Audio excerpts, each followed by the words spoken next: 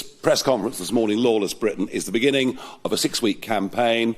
We will, over the course of the next few weeks, highlight individual areas, go into much more detail, and we'll also have one or two quite well-known people appearing on our stages, coming sort of out of obscurity, political obscurity, to support what we are trying to do.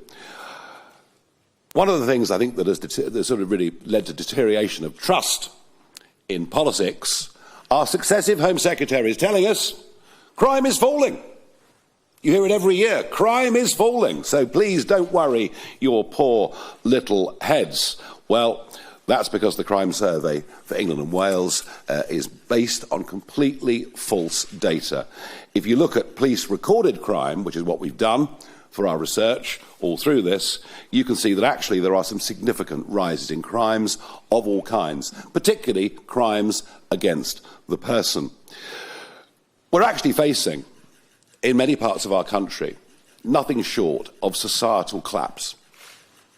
If people are scared to go out of the shops, scared to let their kids out, that is a society that is degrading, and it's happening very, very rapidly. I'm astonished that there has been so little debate in Westminster amongst our political classes on this issue, because I'm sure they must, in their MPs' inboxes, get members of the public telling them just how grim things really are. Sarah mentioned the word respect. Respect for those in uniform has declined massively. The criminals don't particularly respect the police and can act in many cases with total impunity. Just as worrying, if not more so, is huge numbers of law-abiding, tax-paying Britons have also lost respect for the police, but in a different way. The idea, the concept that we're living in a system of two-tier policing and two-tier justice under two-tier care has really taken hold.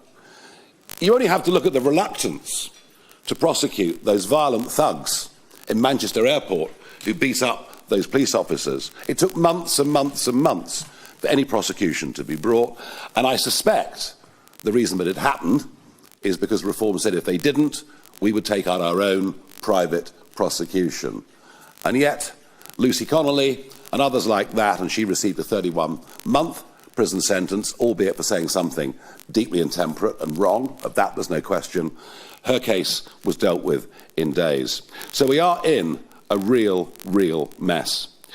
Just looking and thinking about London for today, London, 1 in 3 people at some point have been subject to phone theft. It's almost unbelievable. Almost unbelievable. The number's so big. Had a case in my family a few months ago. Somebody at Victoria Station, a relation of mine, punched, phone taken, but they had a tracker on the phone, so we could see exactly where the phone was going. And I assume it wasn't just one phone, there would have been a couple of hundred phones. We even gave the police the address of the house in southern Buckinghamshire where the phones had gone to. The police took no action whatsoever. And you can just walk down Oxford Street, Regent Street any day, and you can see the moped gangs running amok with hardly anybody ever being arrested. Shoplifting in London, and by the way, when I give you these figures, these are the reported figures. Bear in mind that most of us now don't even bother to report crime. We can't see the point.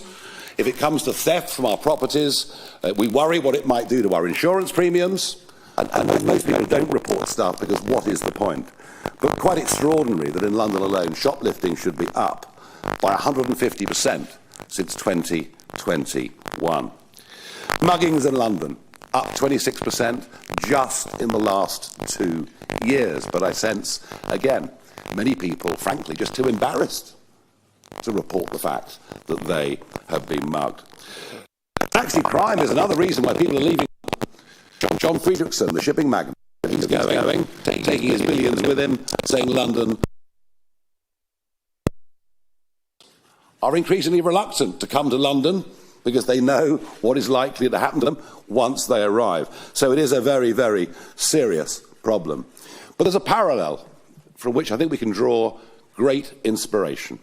I worked in the 1980s for a couple of Wall Street houses, in my days in the commodity markets. And I remember, if you left a restaurant in New York at 8, 9 o'clock at night, you made sure the taxi was there, waiting, the guy gave you a wave, so that you literally spent sort of 5 or 10 seconds leaving the venue. So bad was street crime in New York. And yet, 10 years later, you could wander about New York at 2 o'clock in the morning, being really unconcerned that anything would go wrong. And this, of course, was the inspirational mayor, Rudy Giuliani, who followed the broken windows theory, which is, if you deal with crime, if you deal with graffiti, you deal with litter, you deal with things at the ground level, that helps stop crime going further up. And we're doing the opposite. You know, since 2014, you can shoplift up to £200, and frankly, nothing is going to happen to you. Layla would not have been prosecuting them. Sarah would not have been hearing the cases. We just accepted that shoplifting is okay. Drugs being smoked openly on the streets, that apparently is just okay. So what we've done is we've raised the level of what we now deem to be acceptable behaviour. And of course, what happens if you go lax on it? Well, of course, crime moves up to fill that gap and then moves on further still. So I want to be absolutely clear at the start of this 6-week campaign that Reform will be the toughest party on law and order and on crime that this country has ever seen. We will aim to cut crime by half in the first 5 years of a Reform government. We will take back control of our streets. We will take back control of our courts, of our prisons.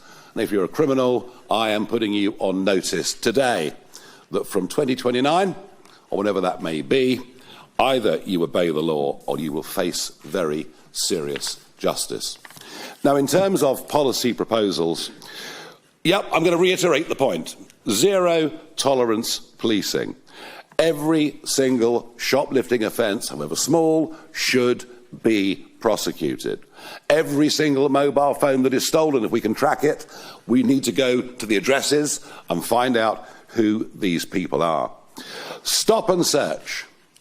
Stop and search in areas where knife crime is prevalent will go on up until saturation point, until we drive knives off the street. And believe me, this is a policy that I know from my campaigning recently around the country, supported by people right across the political spectrum. And if we have to build more knife arches at the entrance to train stations or bus stations, or whatever it may be, then we will do it. Fast track arrest, we believe that is very, very important.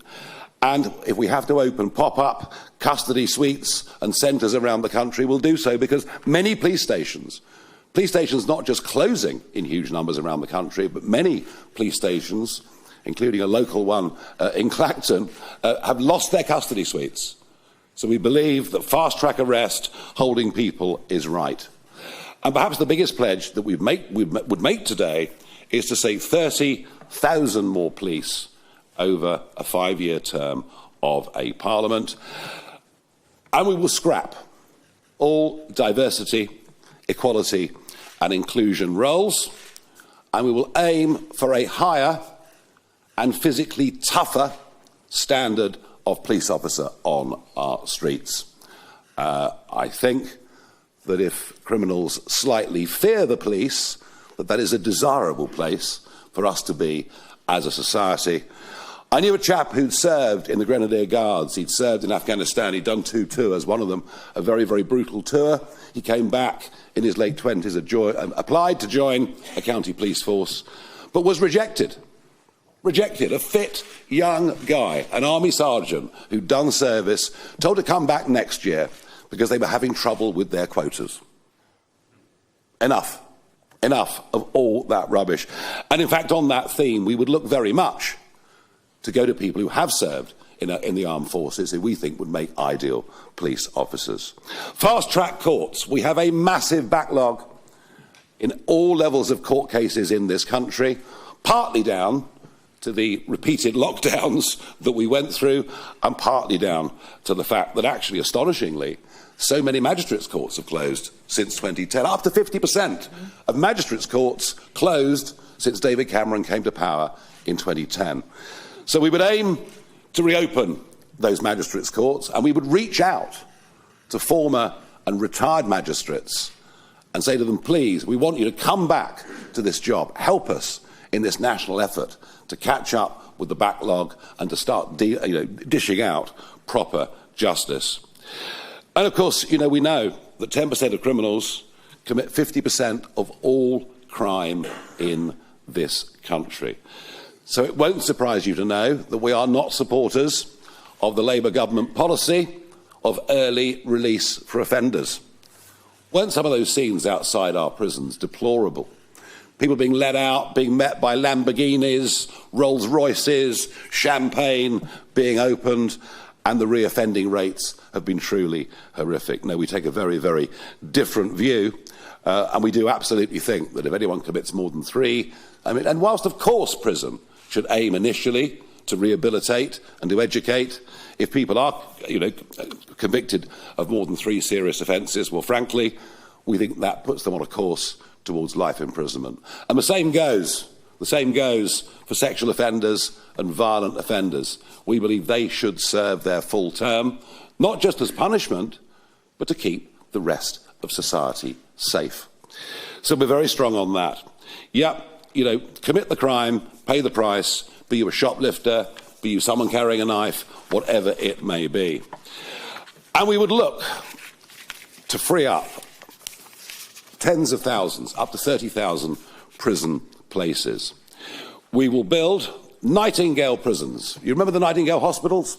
Within 72 hours, hospitals were built, and we'll work with private contractors, but we'll want to use the logistical skills that exist in the army and our armed forces to make this happen. We can build up to 12,000 prison places, and we can do so actually in short order. And there are 10,400 foreign prisoners in our prisons, has been mentioned on this platform already. They will be deported back to their home countries. And I think I'm in conversation with Edi Rama from Albania, and I think he's rather agreed that he will take back all of the Albanian prisoners in this country, which is rather a good thing. And yes, we do think dynamic prison places overseas work. You've seen America doing it recently, but the Scandinavian countries are doing it too. Estonia is quite prepared to take prisoners from this country. And in fact, the Labour government has had those conversations already, but of course, nothing has come to fruition. Denmark sends off prisoners to Kosovo and places like that. It is quite astonishing that to keep a prisoner in a British prison costs nearly £52,000 a year. You could send a child to Eton for that price. So if we can send some of our worst violent criminals overseas to serve their terms, then yes. And if that means that Ian Huntley goes to El Salvador, well, our attitude is so be it. So we're serious about it, but we also think we can cut the costs of running prisons significantly. It seems that everything the British state does, because it's so highly bureaucratised, costs just so much more than everywhere else. France manages to run its prisoners for an average of £40,000 a year, not the £52,000 a year that it is here. To repeat, today is just the start of this Law and Order campaign, which will go on over the course of the next 6 weeks. I genuinely think that by standing up, by saying these things, we're striking a chord with the vast majority of the British public. There is nothing left-wing or right-wing about desperately wanting for our society, for our streets, to be a hell of a lot safer than they are today. And as with everything that we do, when we say it, we actually mean it. How about that? Thank you.